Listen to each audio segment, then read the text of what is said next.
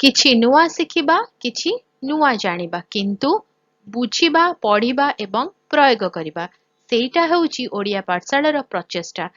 ଆପଣମାନଙ୍କୁ ସମସ୍ତଙ୍କୁ ସ୍ୱାଗତ ଓଡ଼ିଆ ପାଠଶାଳାକୁ। ଚାଲନ୍ତୁ ଆଜିର ଭିଡ଼ିଓରେ ଡିସ୍କସ୍ କରିବା ସୂର୍ଯ୍ୟୋଦୟ ଏବଂ ସୂର୍ଯ୍ୟାସ୍ତ ସମୟରେ ଆକାଶର ରଙ୍ଗ କାହିଁକି ପରିବର୍ତ୍ତନ ହୁଏ। ସୂର୍ଯ୍ୟୋଦୟ ଏବଂ ସୂର୍ଯ୍ୟାସ୍ତ ସମୟରେ ଆକାଶର ରଙ୍ଗ ପରିବର୍ତ୍ତନ ହୁଏ ମୁଖ୍ୟତଃ ଆଲୋକ ବିଚ୍ଛିନ୍ନତା ନାମକ ଏକ ଘଟଣା ପାଇଁ। ସୂର୍ଯ୍ୟକିରଣ ଅନେକ ରଙ୍ଗରେ ଗଠିତ। ଲାଲ, କମଳା, ହଳଦିଆ, ସବୁଜ, ନୀଳ, ବାଇଗଣୀ। ପ୍ରତ୍ୟେକ ରଙ୍ଗର ଏକ ଭିନ୍ନ ତରଙ୍ଗ ଦୈର୍ଘ୍ୟ ରହିଛି। ନୀଳ ରଙ୍ଗର ଏକ ଛୋଟ ତରଙ୍ଗ ଦୈର୍ଘ୍ୟ ଅଛି, ଯେତେବେଳେ ଲାଲ ରଙ୍ଗର ଏକ ଲମ୍ବା ତରଙ୍ଗ ଦୈର୍ଘ୍ୟ ରହିଛି। ଦିନ ସମୟରେ ଯେତେବେଳେ ସୂର୍ଯ୍ୟ ଆକାଶରେ ଉଚ୍ଚରେ ଥାଆନ୍ତି, ସୂର୍ଯ୍ୟ କିରଣ ବାୟୁମଣ୍ଡଳ ଦେଇ କମ୍ ଦୂରତା ଯାତ୍ରା କରେ। କ୍ଷୁଦ୍ର ନୀଳ ତରଙ୍ଗ ଦୈର୍ଘ୍ୟ ସବୁ ଦିଗରେ ବିସ୍ତାରିତ ହୁଏ, ଯାହା ଫଳରେ ଆକାଶ ନୀଳ ଦେଖାଯାଏ, ଯାହା ଆମେ ପୂର୍ବ ଭିଡ଼ିଓରେ ଜାଣିଲେ।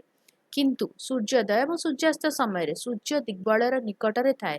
ଏହାର ଅର୍ଥ ହେଉଛି ସୂର୍ଯ୍ୟ କିରଣକୁ ବାୟୁମଣ୍ଡଳରେ ବହୁତ ଲମ୍ବା ପଥ ଦେଇ ଯାତ୍ରା କରିବାକୁ ପଡ଼ିଥାଏ।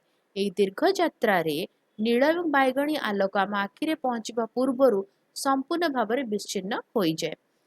କେବଳ ଲମ୍ବା ତରଙ୍ଗ ଦୈର୍ଘ୍ୟ ଲାଲ, କମଳା ଏବଂ ହଳଦିଆ ବଞ୍ଚି ରହିଥାଏ ଏବଂ ଆମ ପାଖରେ ପହଞ୍ଚେ।